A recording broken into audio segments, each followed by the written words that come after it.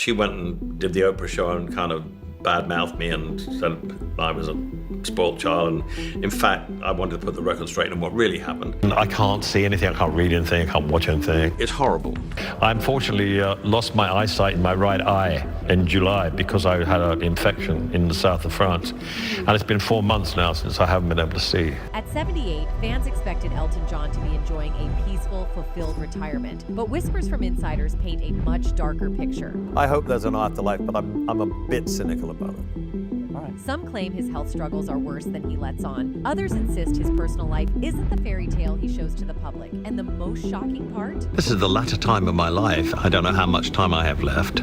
Those closest to him are staying unusually quiet. Has Elton John been hiding the truth about how he really lives today? Or is this the sad downfall of one of music's greatest icons? Let's find out. The roar of an audience is like a tidal wave. It surges, it crashes, it drowns out everything else. For decades, Elton John lived inside that roar. The sequin suits, the oversized glasses, the pianos that seemed to explode with fire. All of it convinced the world they were witnessing a celebration of life. But behind the curtain, when the music stopped and the spotlight dimmed, what remained was far darker. A man who, even at 78, carries scars no applause could ever heal. And I was a little angry at the time. And I also learned a lot that you can't shove things in people's faces and expect them to understand things straight away. It's tempting to look at Elton John's career and imagine a fairy tale. A boy from Pinner, Middle's ex who transformed himself from Reginald Kenneth Dwight into one of the most flamboyant, successful, and adored performers in history. Over 300 million records sold, countless sold-out arenas, a knighthood, Oscars, Grammys, Golden Globes. The list of triumphs stretches longer than any set list he ever played. Yet every triumph concealed a tragedy. Every award was a plaster over wounds that never closed. Because the truth is, Elton John is now 78, but how he lives is incredibly sad. The tragedy of his life is not marked by a single dramatic fall, but by the quiet accumulation of pain. The broken bonds of a cold childhood, the ruthless demands of fame, the destructive escapes of addiction, and the haunting awareness that even when the world loves you, loneliness can still linger in the silence. How rotten can you get? Oh, I'm just have monstrous. such a baby face. Come on. I know, I'm a real tantrum galore. John McEnroe has nothing towards me, but I have a tantrum. Everybody just runs away, and after 10 minutes I think, where are they all? Today, when he steps onto a stage, supported by doctors, assistants, and sheer willpower, the audience sees a legend. They see glitter and glory. What they don't see are the surgeries that nearly ended his voice, the chronic pain that gnaws at him daily, the nights he admits he nearly gave up. They don't see the tears hidden behind tinted glasses or the scars that no fame, no family, no philanthropy can truly erase. Elton John built his legend on spectacle, but at 78, the story behind the sparkle is one of survival, and a reminder that sometimes even the brightest stars burn saddest when the crowd goes home. C-knee binges, AOL-fueled blackouts, nights swallowed by rage and despair. These weren't just phases in Elton John's life. They were battles that carved permanent cracks into his body and soul. The hip surgeries, the infections, the sudden collapses on stage. Each is a brutal reminder that the bill for decades of excess has finally come due. This is the latter time of my life. I don't know how much time I have left. And you think about that more when you get to my age. And yet the world still demands more. More tours, more shows, more magic. And Elton, ever the consummate showman, delivers. But deep down, he knows that each performance could be his last. Because at 78, the tragedy isn't that Elton John has lost his gift. It's that he's given so much of himself to the world that there's almost nothing left for himself. We always have our blood tests every 6 months in Los Angeles. Our health has never been better, and it's never fortunate for anything like this to happen. And I can't see anything, I can't read anything, I can't watch anything. Here lies the cruel irony. Elton spent years clawing for acceptance. From his parents who never showed him love, from an industry that doubted him, from a society that once criminalized who he was. He won that acceptance. He earned it with blood, sweat, sequins, and songs. But it never filled the void. Fame amplified his loneliness. Success magnified his insecurities. And now, Elton John is 78. But how he lives is incredibly sad. When the lights go down and the applause fades, Elton faces the same haunting question that tormented tormented him as a boy in Pinner. If the music stopped, would anyone still love me? Millions revere him. Millions owe their life soundtracks to his songs. But love from a distance is not the same as love that stays when the stage is dark. John is set to play at Dodger Stadium. No solo artist has ever put on a live stadium show. Behind the tinted glasses, beyond the feathers and glitter, what remains is Reginald Kenneth Dwight, the quiet, chubby boy who once sat at a piano not to entertain, but to escape. His father's cold discipline, his mother's volatile rage, a childhood starved of warmth, those scars never healed. And today, beneath the legend, they still ache. That is the real tragedy of Elton John at 78. The world sees a legend, but he still feels like a boy who never stopped hurting. Stanley Dwight wanted Reginald to follow a respectable path, banking perhaps, or something equally steady. Show business was, in his eyes, a joke, a distraction unworthy of serious ambition. And so the sensitive child who spent hours at the piano received no encouragement from his father, only indifference. His mother, Sheila, was more present, but no safer. Volatile and sharp-tongued, her support came in bursts, followed by dismissive cruelty. Even decades later, Elton admitted their relationship was fraught until the very end of her life. Love in that house was conditional, fleeting, and always out of reach. A great relationship with my mother and my stepfather. Yeah, and it's been nice to be able to reward them with some things like the knighthood and the fact that, we have this great relationship now and we talk to each other. For young Reginald, the piano was more than an instrument. It was survival. Each melody drowned out the shouting, the silence, the rejection. By 3, he could pick out tunes by ear. By 11, he had a scholarship to the Royal Academy of Music. To outsiders, it was a triumph. To Reginald, it was another stage where he felt unseen. Surrounded by prodigies and praised for his talent, he still carried the voice of his father in his head, reminding him he would never be enough. That wound never healed. And perhaps it was this very wound that later gave birth to Elton John, the larger-than-life persona, the feathers, the rhinestones, the flamboyant disguises that screamed for the world's attention. Because as a child, he had been invisible. At family gatherings, his father dismissed his playing as a hobby. When he tried to express feelings, his mother snapped that he was too sensitive. Behind the sequins that would one day dazzle millions was always the same little boy at the piano, desperate for a smile that never came. Shit happens and you have to deal with it. But you dealt with that. This is where the tragedy of Elton John begins, not with fame, not with addiction, but with a child who learned that love must be earned, and even then, it might never arrive. That hunger shaped him. It drove his compulsions later in life. Shopping, eating, working, performing. Each excess, another attempt to fill the void carved by rejection.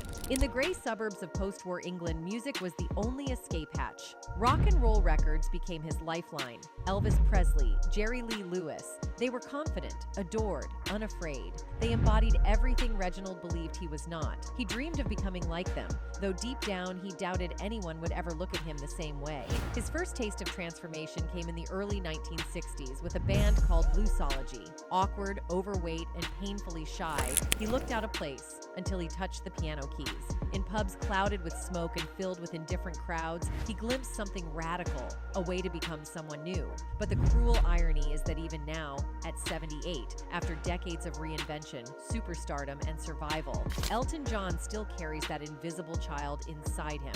And that's why, despite all the glory, how he lives today is incredibly sad.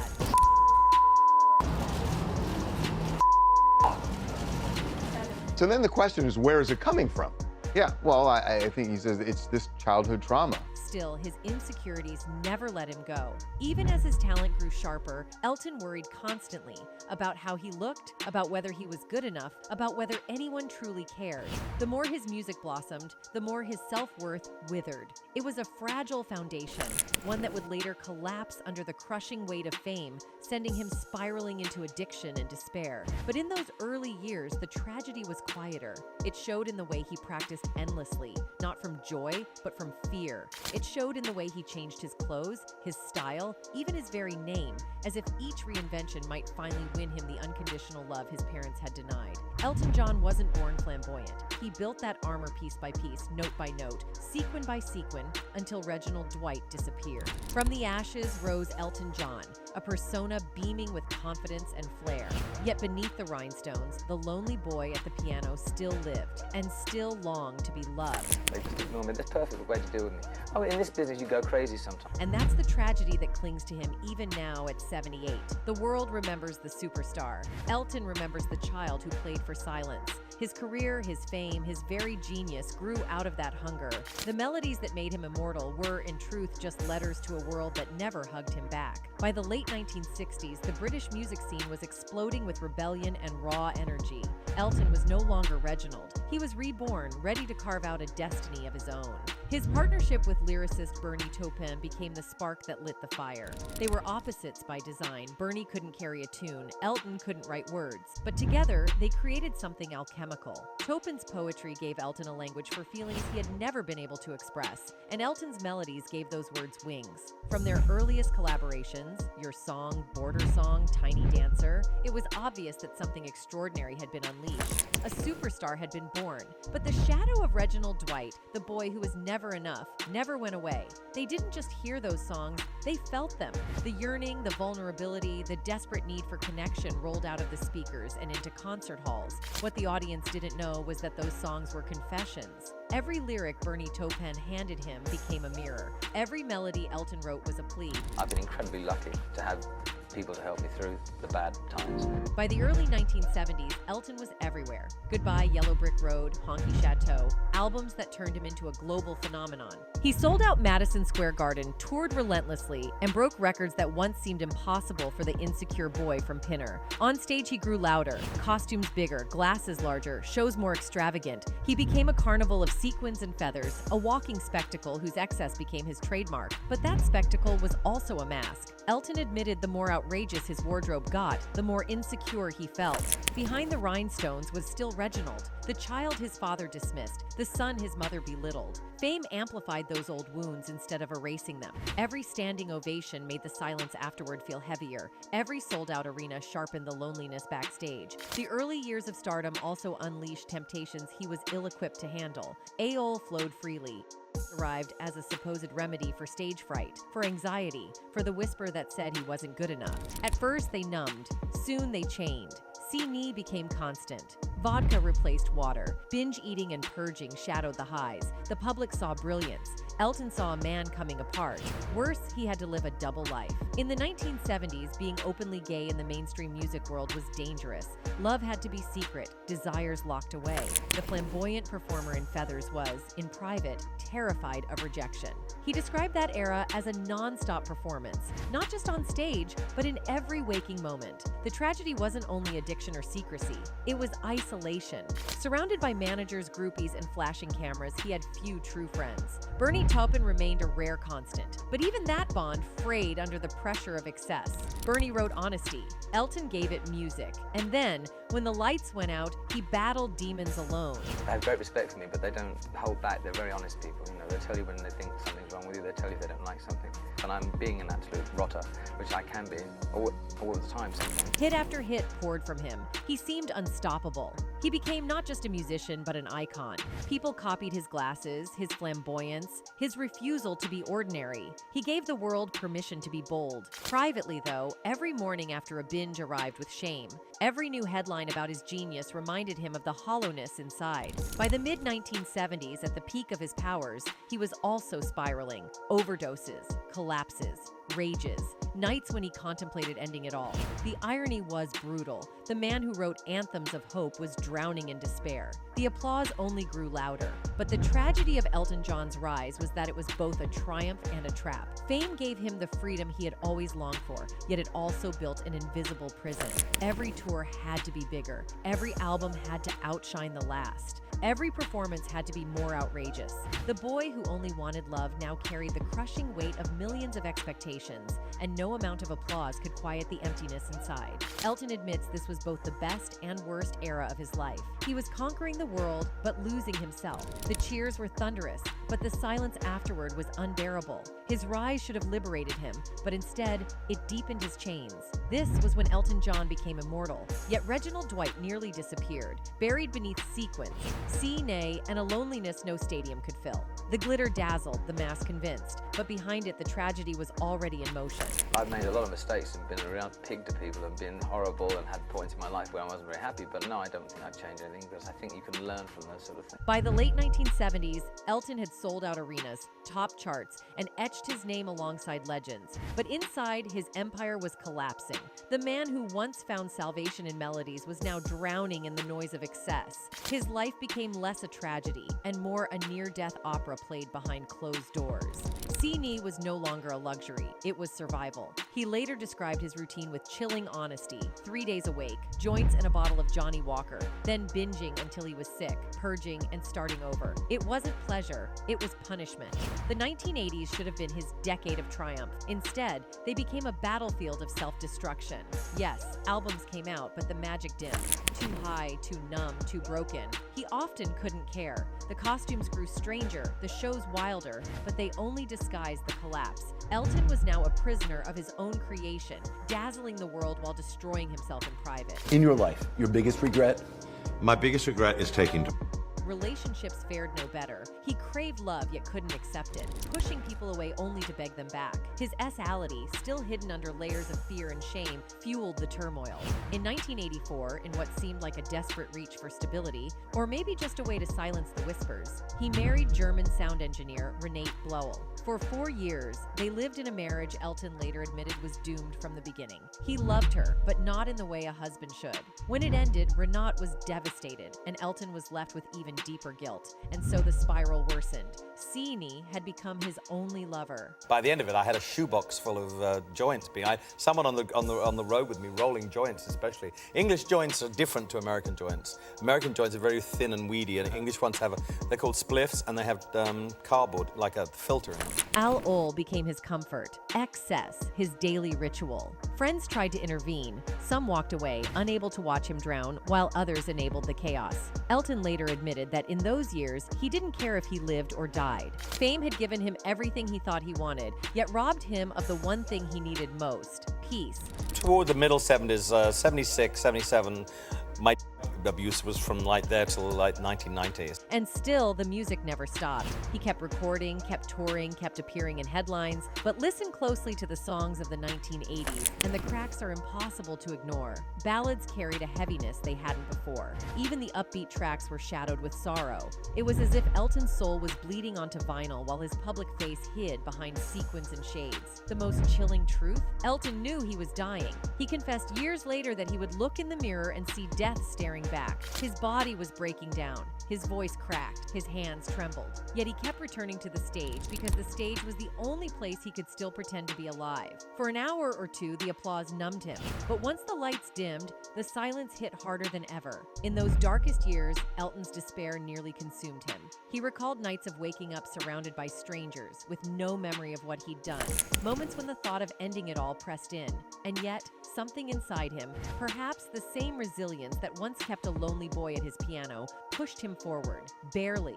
By the end of the 1980s, Elton stood at a crossroads. His health was shattered, his relationships in ruins, his reputation scarred. Loved by millions, he despised himself. It wasn't until the early 1990s, after burying friends, after too many funerals, after grief finally broke through denial, that Elton confronted his demons. all the pain and all the self-hatred I went through to get to where I got now. I got sober and I learned to live my life. But survival left scars. Even at 78, Elton admits those years haunt him still. In dreams, he sees his former self, the ghost of a man who nearly didn't make it, lurking in the shadows, waiting to drag him back. The tragedy of Elton John's spiral is that it nearly cost the world one of its greatest artists. It nearly erased a legacy that should have been untouchable. Yes, he survived, but the cost was staggering. Lost years, broken bonds, and a body that would never fully recover. Every limp, every scar, every doctor's warning reminds him of how close he came to the edge. The world may still cheer for the Rocket Man, but Elton knows the rocket nearly crashed. He knows he came within inches of becoming another cautionary tale, another genius destroyed by the very excesses that fame demands. The darkness of those years will never vanish. It can only be endured, and Elton endures. But the cruelest irony is this. The boy who once played piano to escape his pain had grown into a man who almost played himself into the grave. The glitter still sparkled. The applause still roared. But behind the music, Elton John was fighting for his life, and that fight, brutal, endless, remains a wound that never fully healed. By the early 1990s, Elton John stood at a turning point. The decade did not open with another dazzling tour or glittering costume. It opened with funerals. The AIDS epidemic swept mercilessly through his world, stealing friends, colleagues, lovers, an entire generation of voices silenced. Elton attended service after service, staring into caskets, watching grief carve permanent lines into faces around him. It was there at the gravesides that something inside him shifted. He could not keep living as he had, not if he wanted to live at all. Rehab offered no sequins, no applause, no dazzling escape. It offered only silence. It stripped Elton bare. Broken, angry, humiliated, he faced what he had spent decades running from. The wounds of childhood, the hunger for love, the addiction that had nearly consumed him. Beneath the feathers and flamboyance was still Reginald Dwight, the lonely boy from Pinner, desperate to be healed. Do you regret changing your name? Do you ever think, I wish I hadn't? No, God, I love changing my name. I hated being Reg Dwight. I loathed it. I was euphoric when I became Elton John. Recovery was punishing. His body, ravaged by years of abuse, screamed in protest. The cravings tore at him. The self-loathing was louder than any crowd he'd ever faced. But slowly, through sheer stubbornness, through the help of those who refused to give up on him, he began to crawl back. Each sober day was a victory. Each confession, a release. For the first time in decades, Elton saw the possibility of a life not ruled by excess, but by survival. And it was during this fragile rebirth that he chose honesty over fear. In 1992, Elton John publicly came out as gay. For years, he had hidden behind ambiguity and shame. Now he stood unapologetically in his truth. It was a declaration not only to the world, but to himself. Some fans turned away, critics sharpened their knives, but for once, applause meant less than authenticity. In 1976, you made an admission of What has been the response, particularly in the United States? This is supposed to be the great liberal country in the whole world, but unfortunately it isn't. I don't regret saying it. Then, in 1997, came the tragedy that bound his story to something greater than himself. Princess Diana's death shocked the world, and Elton was asked to sing at her funeral. When he performed Candle in the Wind, rewritten in her honor, the moment transcended music. His voice, raw with grief, carried through Westminster Abbey and across the globe. The single went on to become one of the best-selling songs of all time. But more than that, it was proof that Elton John, scarred, reborn, unapologetic, could still channel his pain into something eternal. But those closest to him knew the truth behind the performance. Diana had been one of the rare few who saw Elton not as the superstar, not as the mask, but as the man. Losing her was like losing a mirror that reflected his humanity. As he sang for the world, he was mourning her, and all the countless losses that had already scarred his life. And yet, out of that grief came redemption. The 1990s marked a turning point. Elton channeled his pain into purpose, founding the Elton John AIDS Foundation, which would grow into one of the leading organizations in the fight against HIV/AIDS. Through concerts, fundraising, and unrelenting advocacy, he wielded his fame not as a shield, not as a stage, but as a weapon against injustice. And until more people get tested, and more people come out and say, I'm HIV positive, then we're facing an uphill battle. It's a very much a treatable disease. Still, even redemption had its shadows. Sobriety did not erase the scars. Elton admitted often that recovery was fragile, that temptation never disappeared. Even in his triumphs, Grammys, Broadway successes, induction into the Rock and Roll Hall of Fame, he felt the weight of what he had lost. Sobriety gave him life, but it forced him to live face-to-face with the wreckage of his past. Then came love. In the mid-1990s, Elton met Canadian filmmaker David Furnish, the man who would become his partner, then his husband. For someone who had spent decades chasing affection and fleeing rejection, their relationship was transformative. With David, Elton found what he had always longed for: stability. It wasn't easy. His temper, moods, and insecurities tested their bond, but David stayed, and from that commitment, Elton built something he had only dreamed of as a boy: a family. I have 2 young boys that need me. I have David, as my husband, that needs me. I love spending time with my boys, and I love being here at this house. And I understand why people find it hard to stop, but I didn't find it hard at all. Through surrogacy, the couple welcomed 2 sons. Fatherhood changed him more than fame ever had. The man who once lived for applause now lived for bedtime stories, school runs, and the quiet joy of being called Dad. Yet even this joy was shadowed by doubt. Elton confessed he feared his past. The addictions, the chaos, the fame might someday darken his children's lives. The tragedy, even in love, was that he could never silence the fear of failing them. By the 2000s, Elton John seemed to have triumphed. Sober, married, a father, a philanthropist. His concerts still filled arenas, his legacy secure. But beneath it all, fragility remained. Health problems mounted, hip replacements, throat surgery, infections that nearly killed him. Each recovery was hailed as a comeback. The headlines called him indestructible. Elton knew better. Each return to the stage took more out of him. Each brush with death left him weaker. The tragedy of Elton John is not that he failed to find redemption. It's that redemption itself has been bittersweet, fragile, forever shadowed by the ghosts of his past. The boy who only wanted love finally found it, but never stopped fearing its loss. The addict who clawed his way to sobriety still hears the cravings whisper, and the legend who conquered the world still lies awake some nights, wondering if without the piano, without the applause, he might vanish into silence once again. Is there any piece of you that misses touring?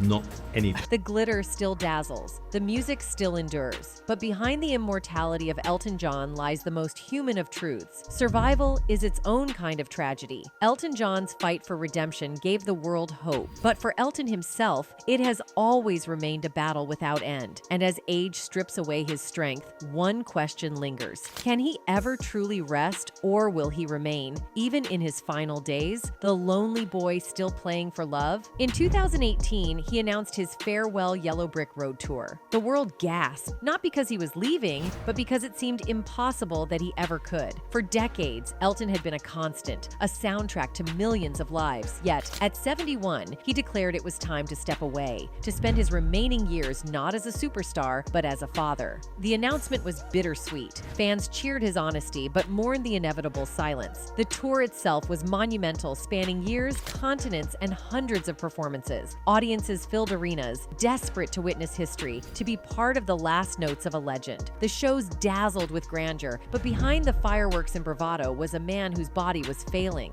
Every performance was a battle, hips aching, knees weak, infections looming. Some nights he collapsed backstage, barely able to walk, yet he returned to the piano, unwilling to let the audience see him fall. In 2019, Elton revealed he had undergone surgery for prostate cancer. Though the cancer was removed, complications nearly him. A post-surgery infection left him hospitalized for weeks, fighting for his life. He admitted later that he feared he would never see his children again. That brush with death changed him. Every show that followed felt borrowed, fragile, precious. It's a juxtaposition of the first LA Dodgers concert in 1975 and the last one, and what I was like then and what I'm like now. Then came pandemic. For most, lockdowns were a pause. For Elton, they were an existential reckoning. The silence he had always feared returned, not from collab, but from the stillness of a world in shutdown. Trapped at home, he leaned on his family, but he also confronted a painful truth. For the first time in decades, he had to face who he was without the stage. When the world reopened, Elton returned, of course. He always does. But the delays and cancellations revealed the truth. His body was nearing its limit. He performed in a wheelchair at times, propped up by sheer willpower. He confessed the pain was constant, every step an agony, but he could not stop. Not yet. His fans deserved their goodbye. Elton's tragedy is written not only in his music, but in his flesh. Every scar tells a story of survival. Every strained note carries the weight of years lost to addiction. Every step onto the stage is an act of defiance against age and illness. Yet beneath the defiance lies fear. Fear of mortality, fear of silence, fear that once the final curtain falls, he will no longer know who he is. They love my music and they love what I do, but they're not that intertwined. His children give him purpose, yet they also remind him of time lost, decades wasted in haze and self-destruction. He is grateful to be alive for them, but he admits that each birthday feels less like a celebration and more like a countdown. The glittering costumes remain, the oversized glasses still gleam, but they are no longer symbols of invincibility. They are relic, a shield for a man holding on to identity as time strips him bare. The world sees resilience. Elton John knows the truth. Resilience is just survival dressed in in sequins. The world calls Elton John a survivor, but Elton himself admits that survival has left him weary. He has described his life as one lived at the extremes: ecstasy and despair, fame and isolation, triumph and collapse. Now, in the quiet spaces between applause, he confronts the cost of those extremes. His hearing is weaker, his voice is older, his body fragile. And though he still flashes smiles for cameras, in private he has confessed that the hardest battle is accepting he is no longer the man he once was. The tragedy is not simply aging. It is the awareness that after giving everything, his music, his soul, even his health, he is still chased by the same emptiness that haunted him as a boy. He has love, family, and redemption. Yet one question lingers: when the music stops, will that be enough? The final curtain is inevitable. He has said his farewell Yellow Brick Road tour will be his last. But can a man who has lived more on stage than off truly step into silence? Or will that silence consume him? At 78, every performance feels like a goodbye. Fans cheer louder, sensing the fragility, the fleetingness of the moment. They cheer not only for the songs, but for the survival, for the fact that Elton John still stands before them, defying odds. Yet Elton knows the truth. Each show could be his last. Each bow could be final. The tragedy of Elton John's final act is that it is both victory and surrender. He conquered addiction, built a family, and created a legacy that will outlive generations. But he cannot conquer time. He cannot outrun mortality. And when the piano keys ring out one last time, Elton must face the reality that the boy from Pinner, the global superstar, the man of glitter and pain, will eventually fade into silence. The curtain has not yet fallen, but it hangs heavy. And when it does, the tragedy will not be that Elton John died. It will be that he gave everything to music, only to discover that even music cannot shield us from the darkness of age and the inevitability of goodbye. Elton John at 78 is a portrait of contradictions. He is celebrated as one of the greatest songwriters and performers in modern history, with over 300 million records sold and generations shaped by his sound. Yet behind the celebration linger shadows, questions of love, acceptance, and identity that fame never erased. His legacy is immense. His songs are stitched into the fabric of human experience. Your song remains a declaration of raw, vulnerable love. Rocket Man captures the loneliness of isolation hidden beneath spectacle. Candle in the Wind became a hymn of mourning not once, but twice, bridging decades with its grief. Elton John's story is not just about music. It is about what happens when the music ends. That's it for today. See you in the next video. Until then, goodbye.